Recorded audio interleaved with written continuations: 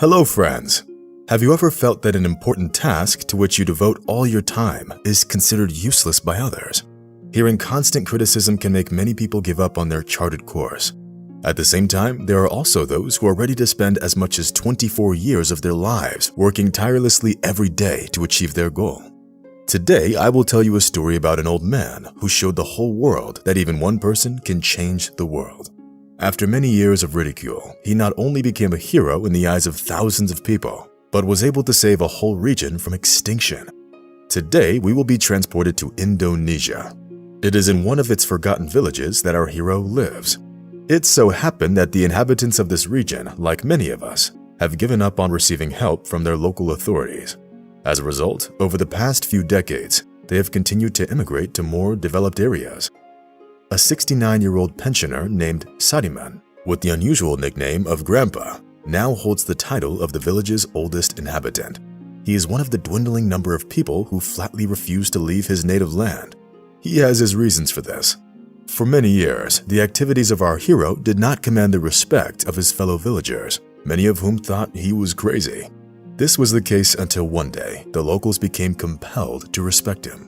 Several decades ago, fires broke out in the hills of central Java, which also affected Sadiman's village.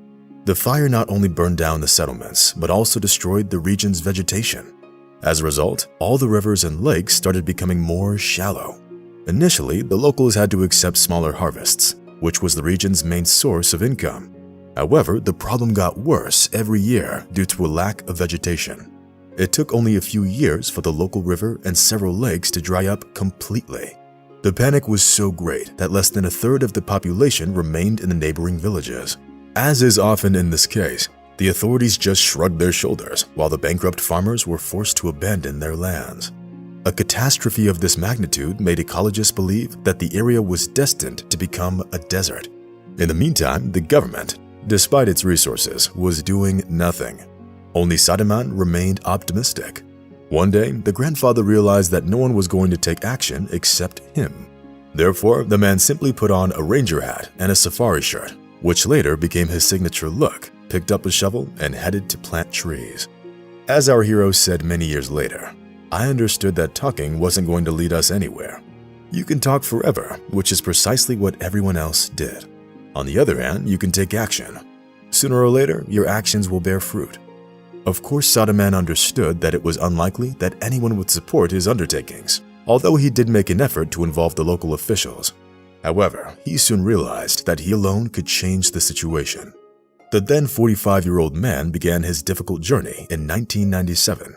In order to work more productively, he set himself the task of waking up at 6 a.m. every morning and working the land in the mountains until late in the evening. I think it goes without saying that nobody, including his closest family members, supported his undertaking. Sadiman, however, had no intention of deviating from his plan. After exactly 1 year of this adventure, his wife left him. She said that digging trees does not feed the family. However, neither this fact nor his children, who were also in no hurry to help their dad, could convince the worker to stop. He said, "I knew that if I did not plant banyan trees, this area would turn into a desert completely. I didn't care what others said. Every day I planted more and more saplings." A whole year passed in such a way, but there were still no visible results. That's when everyone completely turned away from him. The locals even excluded him from the community council. No amount of reason could convince people that Sadiman's work would eventually bear fruit. People made fun of me for what I did. They said that a madman such as myself could not give sound advice. Many would have given up in Sadiman's place, but not him. After realizing that he had no money left, he began to exchange valuables for tree saplings. He traded goats that he had raised, family heirlooms, and almost all the contents of his house. Thanks to these funds, he was able to continue ordering seeds, albeit at exorbitant prices, since not everyone was prepared to deliver them to such a remote area. Daily work and difficult living conditions greatly affected the health of Sadiman. His facial features were becoming more sunken every year.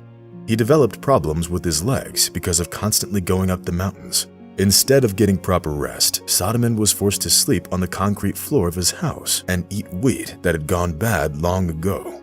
Within 10 years, the once strong man began to look like an old granddad.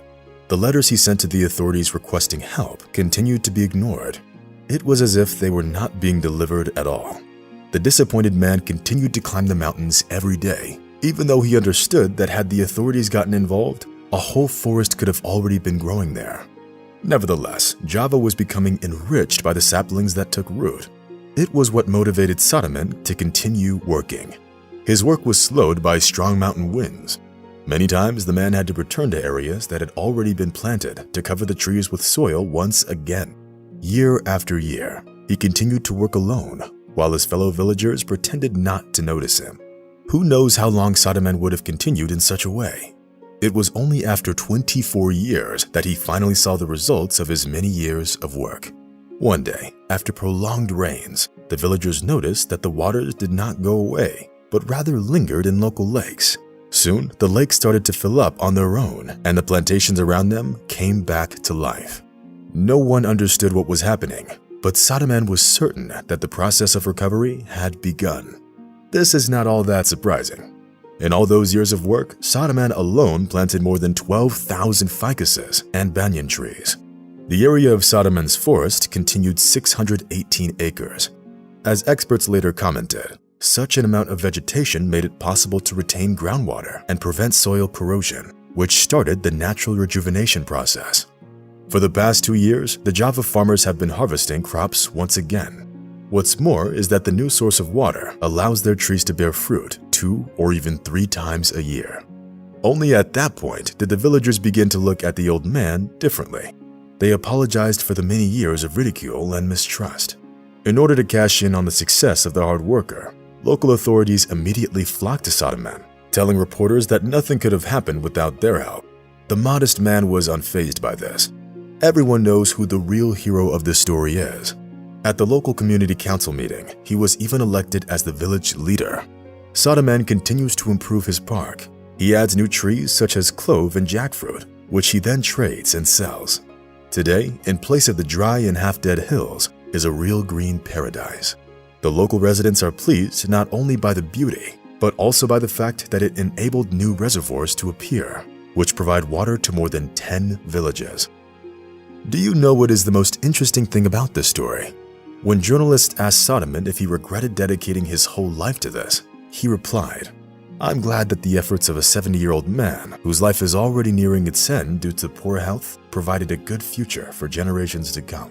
If I alone could make thousands of people happy, I truly believe that it was worth it." Personally, I want to wish this great man a long and happy life. He demonstrated by example that each of us is capable of doing a lot. What's most important is to believe and to act. Friends, what do you personally think of Sadaman's story? Make sure to share your opinions in the comments. Rate the video if you liked it. And see you soon. Bye.